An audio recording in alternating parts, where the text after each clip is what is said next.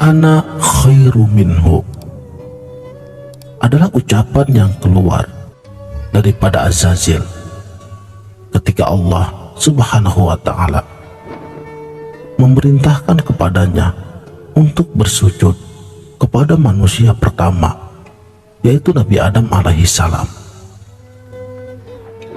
Ia menolak perintahnya, dan ketika ditanya alasan apa dia menolak perintah Allah tersebut, ia mengatakan, "Aku lebih baik daripadanya. Engkau ciptakan aku dari api, sedangkan dia Adam engkau ciptakan dari tanah." Kalimat tersebut rupanya sangat dahsyat akibatnya, karena sejak saat itulah ia keluar dari nikmatnya surgawi, dan anak keturunan Azazil ini masuk dalam barisannya yang rapi, teratur, dan cerdik. Dengan penuh tipu daya, anak cucu Azazil ini berujar bahwa Allah telah mengizinkan kami untuk merusak mereka ke dalam kehancuran, baik itu di dunia dan juga di akhirat kelak. Jika kalimat itu mengakibatkan raja kami tidak berhak lagi tinggal di dalam kenikmatan surgawi, maka kalimat itu pun akan dahsyat pula akibatnya ketika kami bisikan ke dalam hawa nafsu manusia. Mereka akan meluncur jatuh dari kedudukannya yang paling mulia dibandingkan segala makhluk, menjadi yang bahkan lebih buruk dari hewan. Aku tiupkan ana khairu minhu kepada orang-orang tua, sehingga mereka merasa lebih berharga daripada yang muda-muda, seolah dengan menjadi tua umurnya mereka pasti menguasai kebijaksanaan. Kubantu mereka lupa bahwa hikmah itu datang dengan ilmu yang mereka usahakan dengan belajar dan juga membaca, baik ayat auniyah maupun ayat kauliyah. Niscaya mereka akan lalai, berpuas diri, merasa mulia, menuntut penghormatan dan juga ketaatan yang berlebihan dari orang-orang yang masih muda. Pada puncaknya, mereka tidak merelakan penghormatan itu meninggalkan mereka. Aku bisikan ana khairu minhu kepada orang-orang muda, tubuh yang kuat dan indah dari orang-orang muda, pikiran yang kuat akan kujadikan awal mereka merasa lebih baik daripada orang-orang tua yang mulai kelihatan lemah. Aku buat mereka lupa bahwa di antara orang tua banyak yang telah melalui berbagai peristiwa yang menambah hikmah dalam jiwa mereka. Hikmah yang menjadi penting bagi keselamatan dan juga keberhasilan hidup seseorang. Tidak akan aku biarkan orang-orang muda memetik hikmah dari orang-orang yang tua. Kutampakkan para orang tua menjadi makhluk yang lemah dan tidak berguna bagi mereka. Kupalingkan muka mereka kepada hal-hal yang lebih menarik hawa nafsunya. Bagiku sangat mudah menipu orang yang diberi banyak harta agar mereka memiliki semangat ana khairu minhu menjadi sifat sebagian manusia. Mereka merasa sedang dimuliakan Allah ketika diberi banyak harta benda.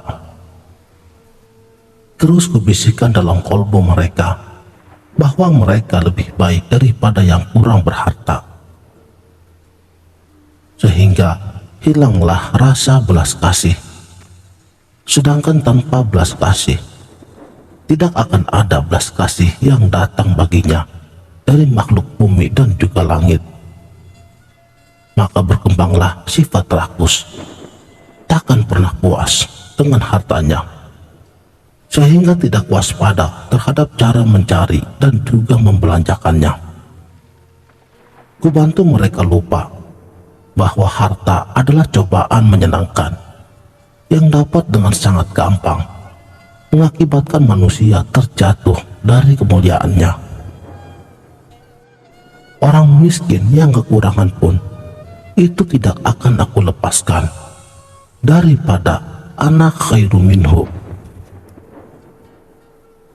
Maka tidak dapatlah ia menerima keputusan Tuhannya akan pembagian rezeki atau nasib di dunia. Sedangkan perhitungan Allah itu sangat teliti. Lalu ia menginginkan kenikmatan hilang dari orang yang dipandangnya lebih bahagia karena berharta banyak, berkekuasaan, berparas lebih baik, atau keadaan yang lebih baik lainnya. Ia terkena sifat dengki, menginginkan hilangnya nikmat orang lain, dan juga sifat tidak sabar serta kufur nikmat. Ketika semangat ana khairu minhu ada pada orang yang diberi kekuasaan di antara umat manusia, maka mereka akan mengambil hak-hak orang lain dengan tanpa sadar, seolah hanya orang yang berkuasalah yang berhak hidup senang, sedang manusia tanpa kekuasaan tidak pernah berhak mendapatkan kelapangan hidup. Disingkirkan oleh mereka orang yang tidak sepaham, sedangkan mereka belum tentu benar. Tentunya aku tidak lupa menziarahi orang-orang yang dianggap alim ulama di antara manusia dengan membawa anak khairu minhu, sehingga mereka merasa lebih mulia.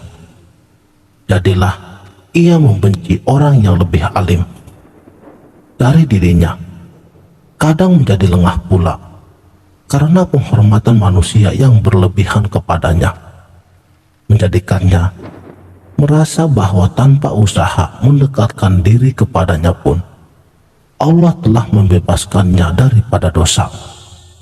Bisa pula dengan ilmu dan kedudukan serta kepercayaan manusia kepadanya,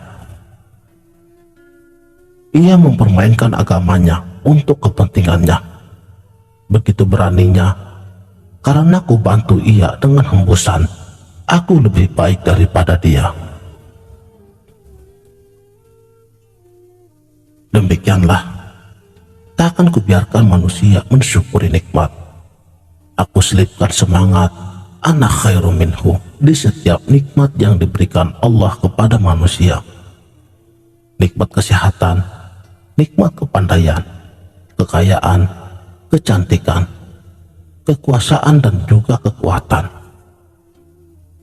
Bukanlah mereka mensyukuri dengan segenap jiwa dan dengan tindakan mereka, melainkan malah memperbesar semangat aku lebih baik daripada dia di dalam hati mereka.